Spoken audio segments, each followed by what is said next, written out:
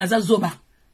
La boule la zoba papa le qui kipe bana. La boule ne que papa le kono kipe bana te. Na ba condition ya poto. Même na Afrique, hein, o tiki bana. Bande ko bango bazan na charge. Yo tiki li bango sou bana. Ozo tuna ba, ozo bana batuba kipe bana. Alors que bana msou bana Congo. Yo kutoza na mwa possibilité que musala ya kolesa bana. Oyo, ozo na mboka ba assistance sociale. Ozo na mboka ba CAF. O ba papa le kibo kipe bana. Mais ozo luvunu ya la brune.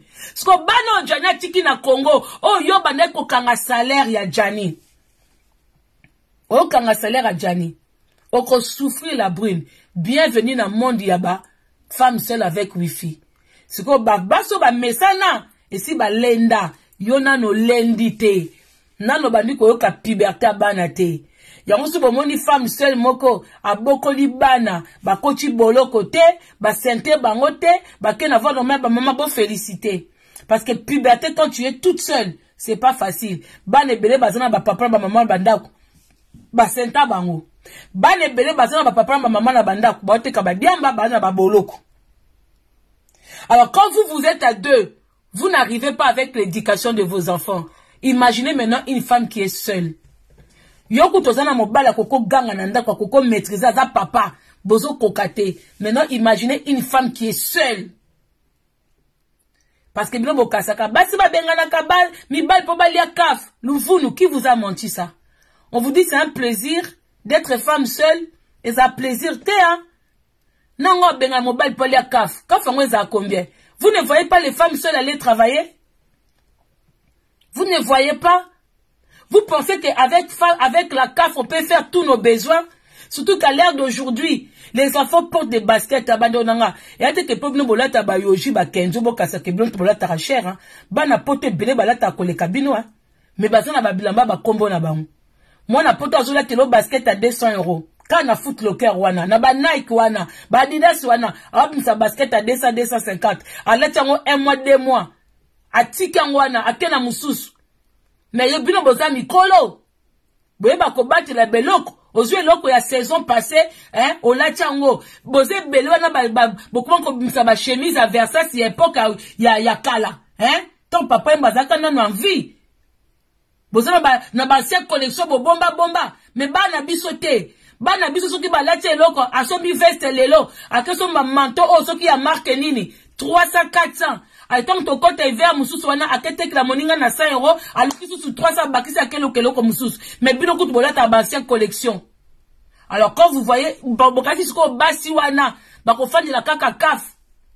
Bako fandi la kaf, batonda ni kulo na misala boza ba collègue na bango te. Boza ba collègue na bango te. Hein? Bino boa ba collègue na bango te. Respectez ces femmes là. Nga ou te si na loba. Obala, oye ko pour la femme seule, je prends la partie à femme seule, n'est qu'on fan du solo analyse et andenga propre. Je vous respecte, vous qui êtes mariés. Je suis pas contre vous. Poliba la paix de facilité.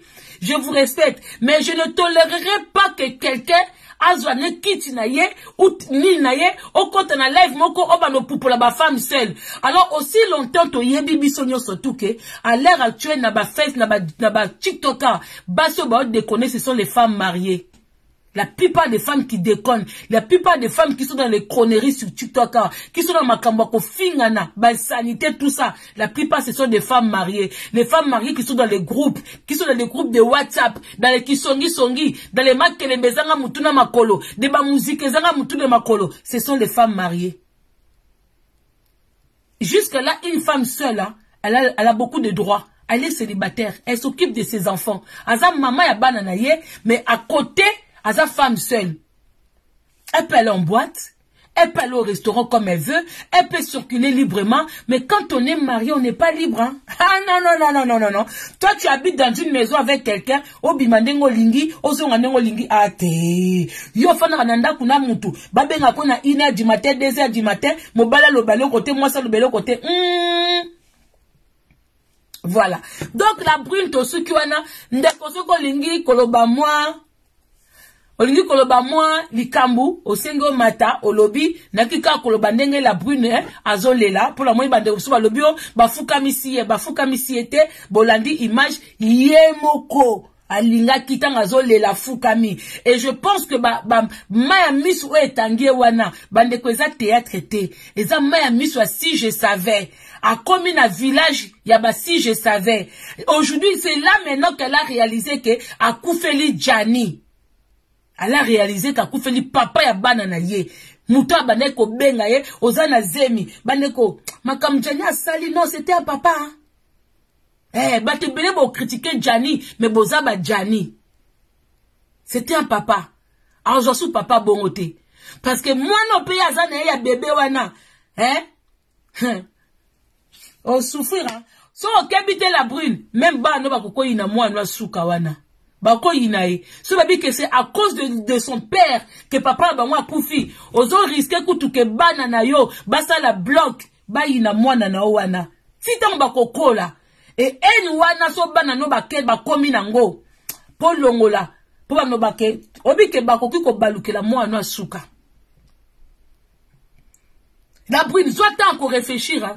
Et moi je pense que magebiso batamukili to limbi sa to bosa na te ton temps koleka la brune omoni maman atikali mama Djani vu que Djani a koufi pa na yo la brune. Peut-être aujourd'hui ou après-demain, maman n'a limbi son nom si côté. Pour avoir la douleur. Mais attends, au bout d'une année, 6 mois, il faut Luka Penzako. Na bisiko tika bana te. Luka kimia na famille wana. Na ba téléphone. Même ok ça à ta voyage. Faut Luka sika ba kundi Djani. Kene ko lela na cimetière à Djani. Kene pena ko tubela. Yomo okaka na ye. Et puis il faut sunga mama wana. Ouais. Comme ça, maman na yo, vu que yo po koufe la maman, rattrape tes erreurs. Attends, bon, la msasu Djanite. Maman n'a pas ta limbisioté. Djania ko yape soute. Moi, je pense que tu dois commencer à aider cette maman-là. Même à travers Moutumususu. Ce qui attend la minute, on l'inga soit bon noté. Les gars, na sima Moutumususu, le baka, kolobate kezanga. Dimana nwata anonyme. Pesaka Moutumon bongo. Alié saka maman wana. Pona combat Djani.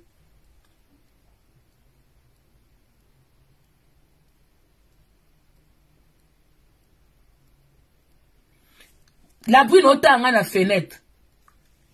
Moi so matanga ne sili. Banda ko lié sa mama Djani.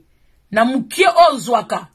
Lukande komoko. As abimaneti bon samaritaine. Et pas ya mama na. Alo bate keza yo. Parce que dans un début. Mama na olingambongo note. Olingambongo note. Mais le kaka. Na sima mutu. Abimaneti ka mutu mwa linga sunga ye. Banda ko tindele quelque chose. Si... apaisement. Au moins, aza maman. Tant à ce moi na koufi. Après le temps, elle va te pardonner. So qui t'es, la brune, au vivre ma bé. Au vivre ma bé. Au vivre ma bé. Même na mi balo ba oya après. Même na bana non andak. Au vivre ma bé. Voilà. Moi, c'est tout ce que je voulais te dire. Merci beaucoup la famille. On a commencé à 23h30. Ouais, 1h, voilà. Si quelqu'un a quelque chose à dire, merci pour le partage. Merci. Vous savez, moi, des fois, je dis tout haut, c'est que les gens disent tout bas. Voilà, j'ai vraiment l'habitude. Il y a le bas tout haut, c'est que les gens pensent tout bas. Je pense que certaines de mes vérités font que beaucoup de gens ne m'apprécient pas. Ba vérité nanga c'est longa hein pour nanga moi mutu so kasaye moi zolo ba vérité peut-être pour la bina ba vérité te mais pour nanga et c'est ça qui fait que beaucoup de gens n'apprécient pas ma franchise, n'apprécient pas ma personne. Je vous comprends, je peux pas être aimé de tout le monde, mais je suis quelqu'un, je dis tout haut, c'est que les gens pensent tout bas. Voilà. Et je me dis pas parfaite, hein. Je ne dis pas que je suis parfaite. Voilà. Mais toi, comme ça, l'analyse. Et quand je fais les analyses, je me mets à la place de tout le monde. Voilà. Je me mets à la place de tout le monde pour vraiment, pour nous aller vraiment à l'aise et honnête dans l'analyse. On a ça là. Voilà. Moi, c'est ce que je dis. En tout cas, la brune, courage pour tes enfants. Courage pour tes enfants. Yango makamsu basala na vengeance te, basala na kandate. Et quand on a déjà eu des enfants avec une personne, on ne réfléchit pas. Moi, babiso kuto kabana mi bam stobota bana te.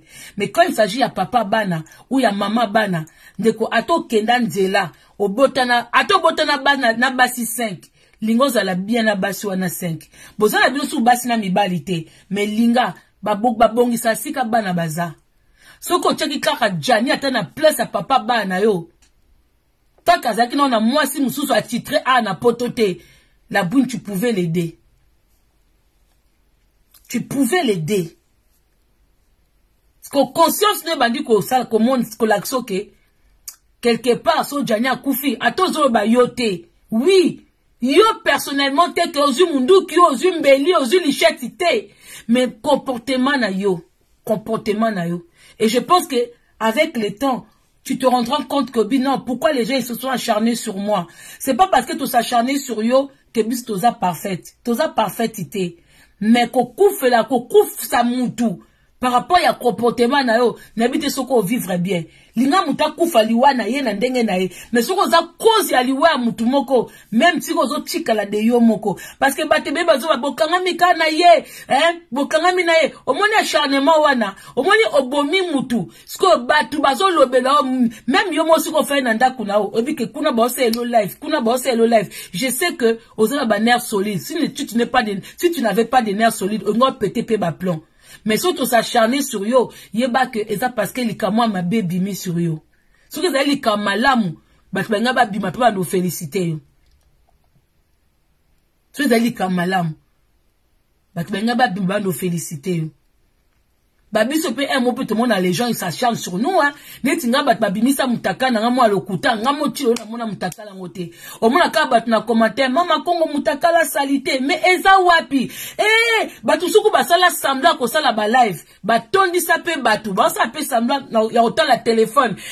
Mutaka la mama Kongo batu pe bana ba commentaire bazo comment ngape na monyango. Les gens sont comme ça. Mais jusque là, ngamoko atana ba faux compte. Atana ba faux compte à TikTok. Non, to mona mutakala mama Kongo te.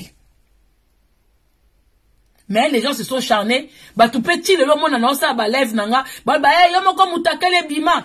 Et ça kaka acharnement la brune. Mais un jour, si tu veux aussi faire les choses bien, pour ça ba kundi Jani. Biso toleki na biso na makam na biso. Mais yom to souffrir na ndaku na ona bana nao. Au souffrir, il faudra demander pardon à cette maman. Parce que même au début, vous avez un comportement mabé pour la famille wana ba koufela ki. Moni mawo ngoba no bimsana suka, il faut que la taona e bandeli. Au répondre à famille wana mabé, au kanga téléphone, au bake ba ose loba nini, vraiment avec le temps. Les qui s'ata 6 mois, ata une année, mais kotika mama wana te. Le commissaire penza siko mama na yo. Ato zo zo mibali na yo. Mama na zanga ata $100 non na moite. Mama na zanga kate. Parce que yeba ke mama na omonika nde mama na banda kolela na oka live mo mama moka mama nga lobaki mama Jani agobi na koko benga mwana ngate pona mona question na bengi ye. Du fait kazana ngote atinda amwa kana obenga pona senga. Siko soka zana ngote ekela tie souci ke nga mama benga na tindite. Sko tala tanyo sotwana oyo ozo salaire a Jani ozo sa ngo ba besoin na yo osomi ba mutuka ozo rouler mais mutu mama na ya kontaka mais ba ke soko ozo aider mama na te soka fandi akanisi pasi ya mobile akufa akanisi Jani akenda poto azongi ya kokufa aseli bango eloko te la brune kombone bando keka mabe kombone bando ola musano su Jani te to kita to mata mutu sa kufa zonga sute mais okokipe ko limbisa yo avec le temps si tu fais bien les choses. Voilà, donc on a 2 personnes maman Kongo polo bara trop. Maintenant nous débat tu baloba après au katana yo po tu peux musala. Merci beaucoup na bande ko nyos bo partager hein na obo like. Merci. Ndeko Marie de Magdala. Bonsoir. Natuna papa kombo wanati lelo nazwa suite te aloba naka Marie de Magdala mwasa motema malamu donc nzima. Ah, eza penda kombo ba pesa yo? Ah, OK, d'accord. Bonsoir, Olobini. Bonsoir, to na bengi depuis Dakar, vraiment likambo esali biso pasi. To leli to moni bas images na télé na ba direct. Ti azole la ba ko filmer vraiment mona mwasi wana aza pire que diable. aza pire que diable. Donc makambu yo pese ya la fin au lobby c'est très important. Na ke lo bandeni na passer message wana la bruna yoka. Makambo ya Dianya sala kiti na mama ne asomba ta lupangu. Asomba lupangu ata exactement ati bana na yena bana ya Jani tu au moins wana ba kolimbisa ka. Te mama ko somba lupangu akoko koka pete. Ya mbongo ti. Azwi wapi? Nana kini basomba na mapango pe na kofuta ndambo. Te abana nanko kipeta mama wana azi ya matanga sila et puis abana nanko kipe mama na étape par étape mama ya kosomba lopo yo ketia bana batumis koma bana bajani nyoso to wana la prix no sel ngo te mama wana lokola sombeli Sylvina Maote mama kotana bosana na yo mama kotana tika na mari de madala mutema no eza ya batu nyoso tout te mama au revoir de kolanga landanga kana se mutema ne eza ya batu tout te asomba lopango pardon, ata yu moko pende konanga. Ata yu moko. Bonsoir, bonsoir, bonjour. Bonjour, bonsoir. Nga comme on a mis Mr. Maf, na tche photo te parce que na toujours tous aura déjà bami na landa toujours. Il y a pas de souci papa. Toyo ka. Oza mama o na respecte mingi na chanteur na misi album asika comme l'ango renaissance tout ça la promotion l'ango ne ko Black Coast tout landa rayo biso tout landa rayo.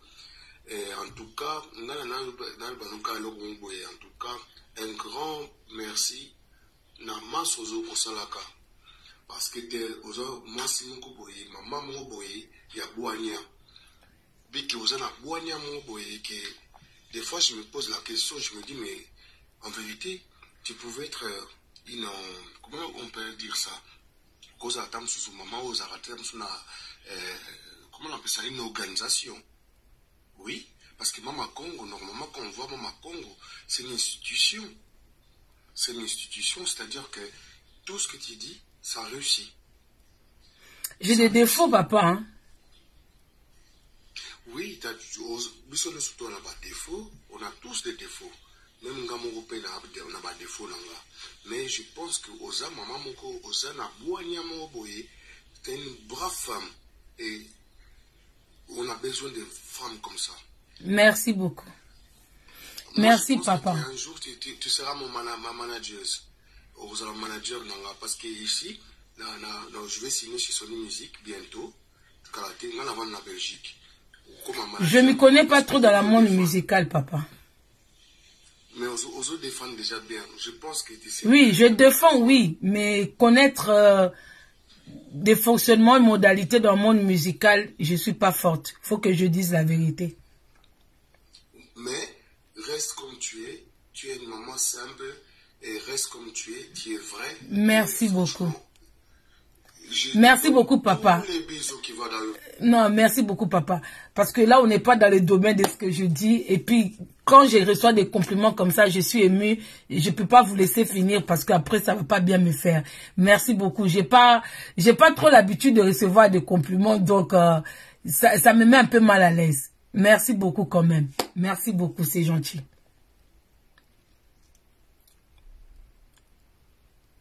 Oui, bonsoir Maman Congo. Bonsoir ma soeur. Bonsoir à tous. En tout cas, Maman Congo, félicitations. Merci. Et merci une fois de plus, depuis le début jusqu'au jour d'aujourd'hui, tu as tout dit. Tu as tout dit en tout cas.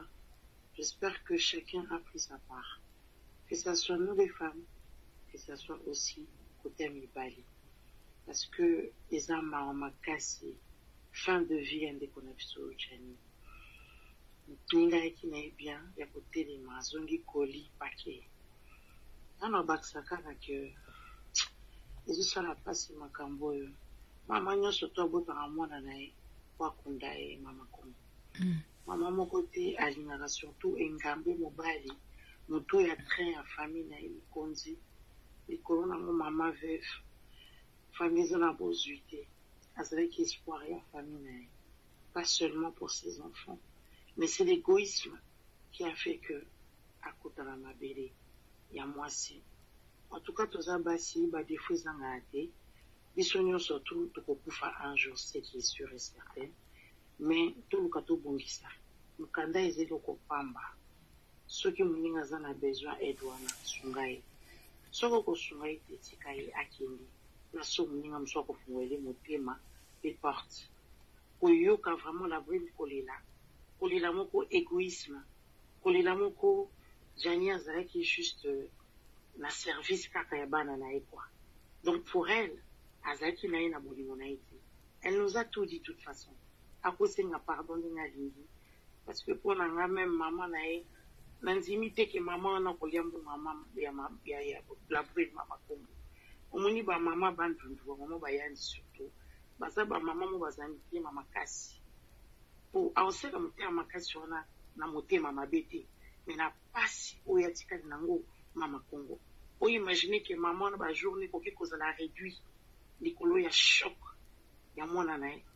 O imaginer que maman wana atikali donc azoyi be bandité soukate égoïsme à l'abri et bomelier. Merci beaucoup ma soeur. Merci pour l'analyse. Merci pour l'intervention. Merci. Donc, merci beaucoup la famille. La famille, je tiens à vous signaler, je le dis et je le répète. Vous savez, faire le live comme ça, ce n'est pas facile de tenir.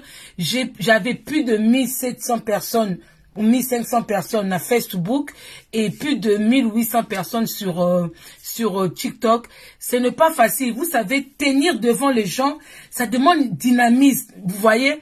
C'est pour ça que je demande aux gens. Je sais que beaucoup de gens aiment monter pour intervenir, tout ça. C'est pour ça que des fois, je sais pas, en fait, je calcule pas qui je fais monter.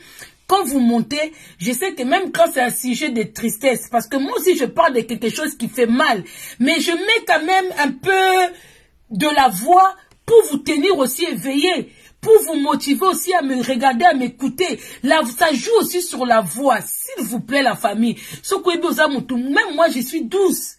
Mais ça, c'est pas des choses que je dois venir faire la voix. Vous savez. Non, je suis dans la communication. Et quand vous montez aussi, il faut me donner aussi ce que je donne. Pour que je reste aussi éveillé. Pour que je reste... Vous pouvez pas monter. Maman, vous savez, Gianni. Dodo Kolo. Vraiment Dodo Kolo. La communication, c'est pas ça. La communication, même quand vous montez, vous êtes dans la communication. Essayez un peu. Parce qu'après, je vous demande pas d'avoir une grosse voix comme moi. Non. Vous pouvez parler même la voix en dessous. Mais donnez quelque... Bon. J'espère que vous m'avez compris. Voilà. Dans des questions à Kitisio. Après, je n'ai encore le façon Kitio déjà banda calais. Ton Monica, Mama Congo, Moni, lobby.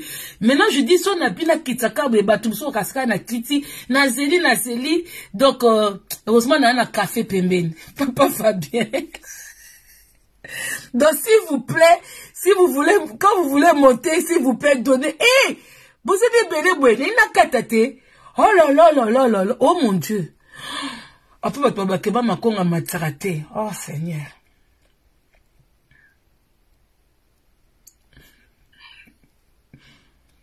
Allô? Allô, bonsoir. Bonjour, bonsoir.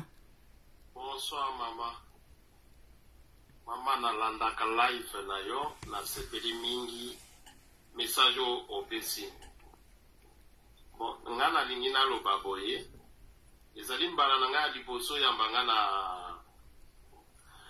na live na yo, merci mingi, je te remercie beaucoup.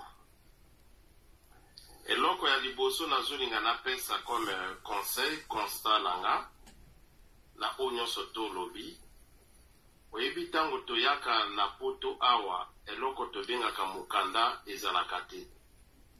Toyaka ko découvrir yango awa, mutu moko te ayaka na mukanda awa na poto. Toyaka nde kovanda awa, après toloki, nzamba asali ngolu, mutu na mutazui mukanda na ye.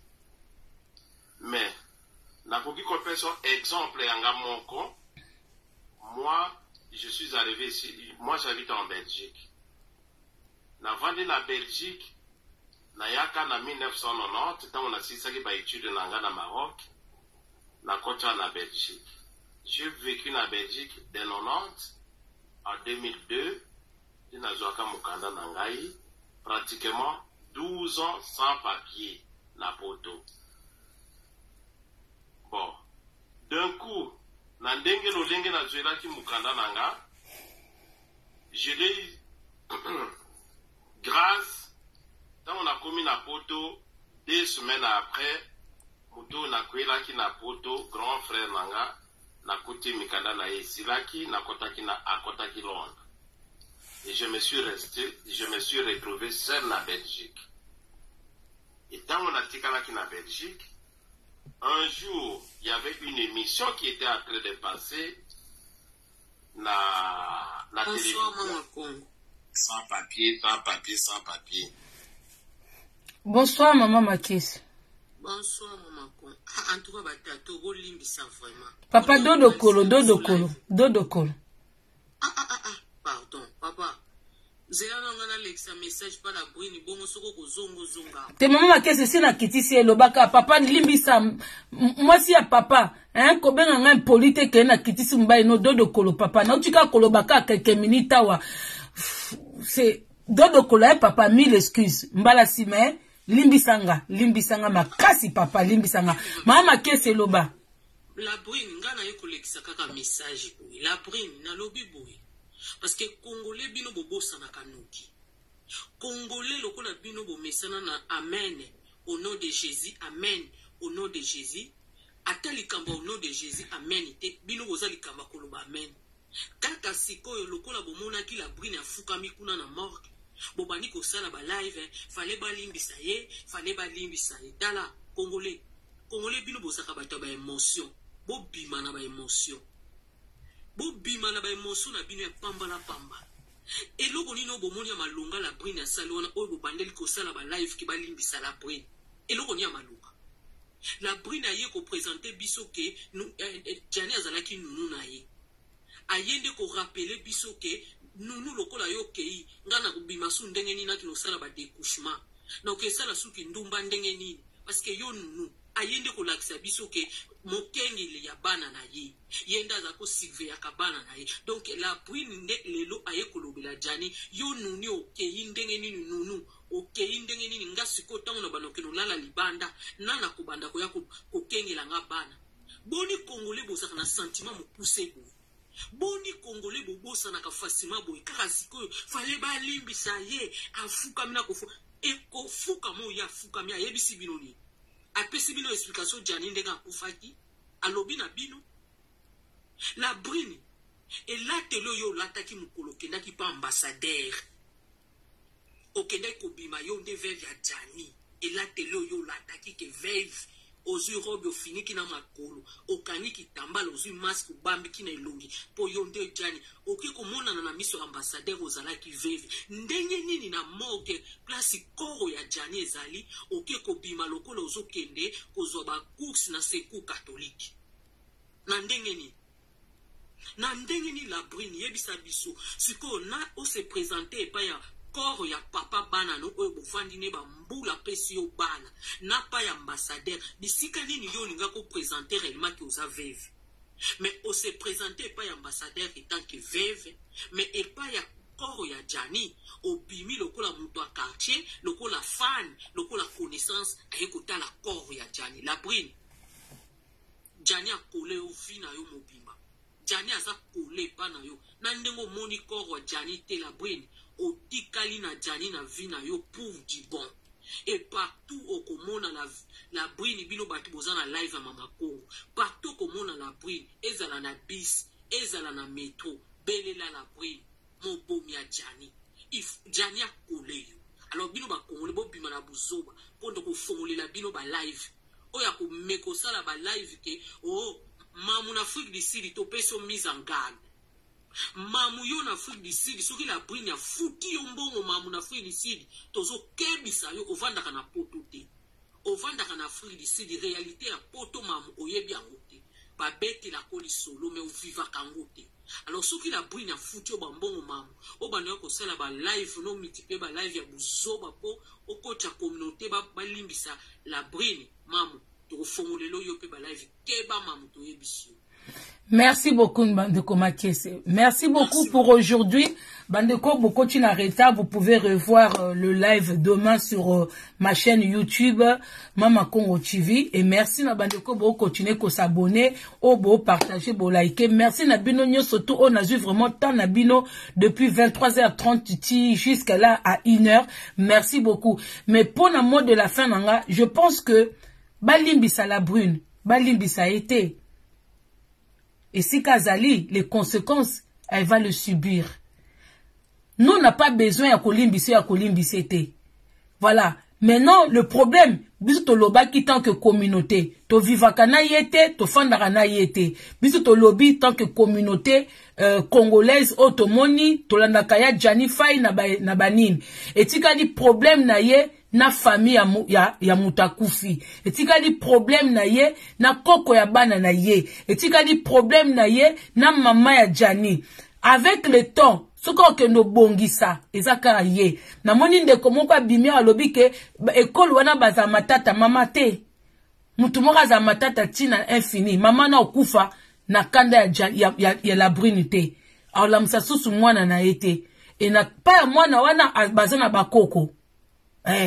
Mamana, et je pense que ndenge Jania linga ki bana na ewana. Pour maman na kota pe en contact na bakoko o bana o Jania linga ki.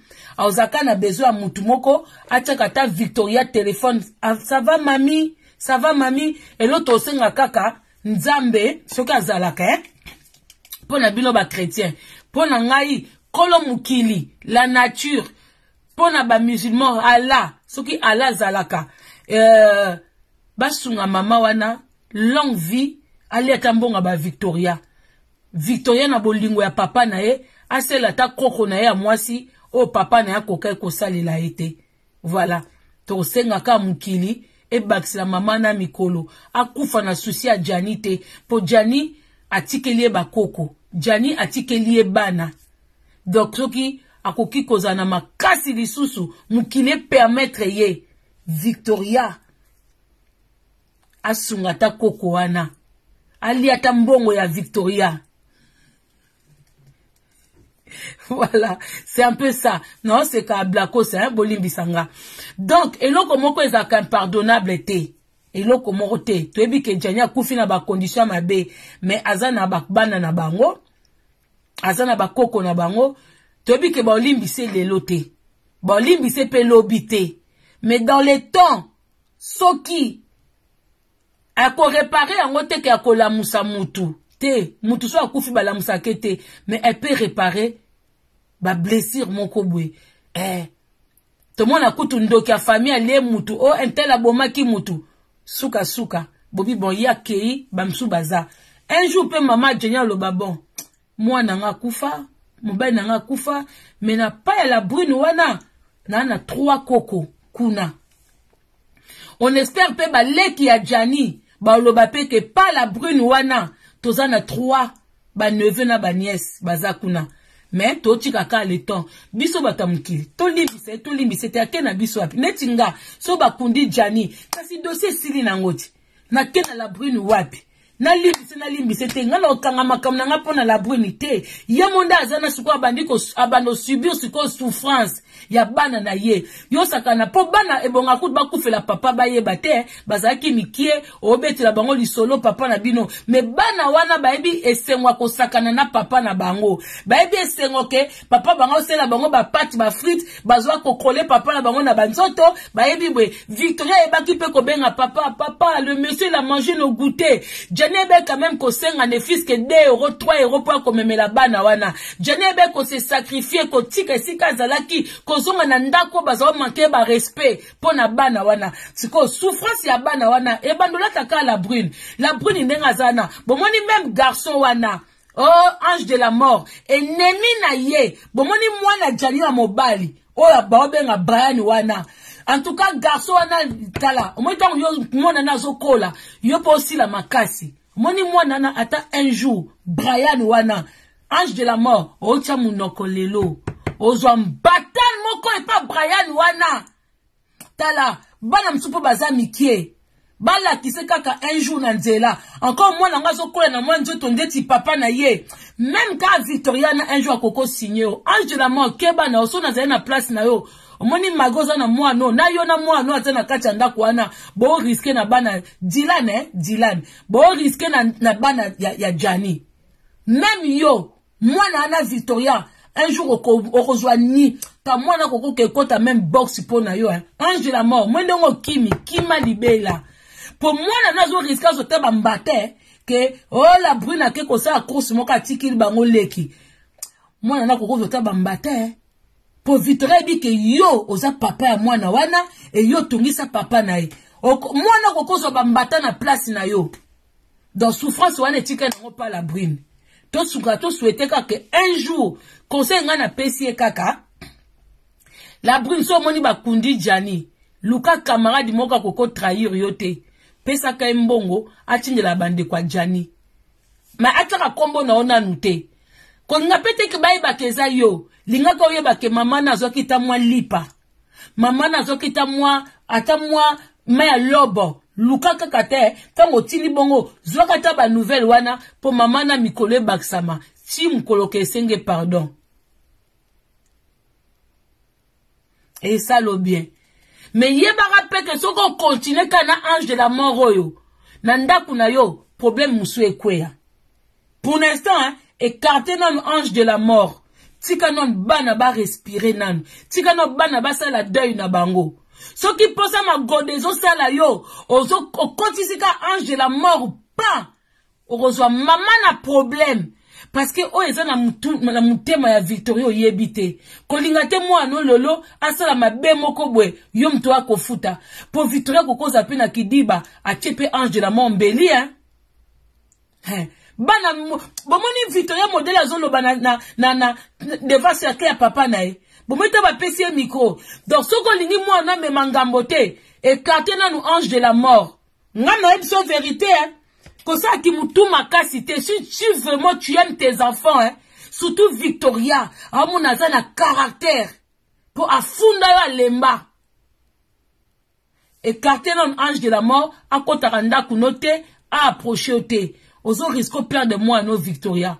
Pour Victoria, koko zape bolali boy, aye ko tchelo pe ange de la mort mbeli, moi na ke boloko, moi na pe vie baby. Do bato bo apembe na e, boy bise apemi sa non kindumba. Apemi sa non kindumba, a se concentrer dans la bana au père de papa na bango. Et ça là est bien. Parce que à la base, c'est pas une très bonne mère. Elle se connaît pas trop aux enfants. C'est plus Jani qui s'occupait des enfants. Donc, elle doit maintenant apprendre à être une très bonne mère. Pas une bonne mère, hein, mais une très bonne mère. Pourquoi je dis une très bonne mère? Parce que ces enfants-là sont dans la douleur. Et c'est asa makambumbangu. Aïe kola koza la maman mbangu. Aïe kola ko konta na kacha bana na vitesse moko pour ne pas perdre ces enfants-là. Parce que quand les enfants sont dans la douleur, maman faut la ta douleur wana o sunga bana. Parce que sungite, sika bana na ba o dérouté, o yebite. Merci beaucoup, à nous revoir bientôt. Merci à vous qui avez partagé le live. Merci à vous qui avez participé, intervenu. Merci à vous qui avez appelé. Merci à vous qui avez apprécié. Merci à vous qui avez liké. Merci à vous tous, à vous tous. Merci à ma modératrice nanga, ma modérateur nanga. Merci à vous qui likez, qui partagez. À nous revoir bientôt. Bye bye. À nous revoir bientôt. Merci beaucoup. Merci. Vous informer, c'est notre souci majeur. Pour toute information politique, culturelle, sportive, abonnez-vous sur votre chaîne Bibiche Mbombo officiel. Bibiche Mbombo officiel, l'information à temps réel. Abonnez-vous massivement et vous ne serez pas déçus. Bibiche Mbombo officiel is the best.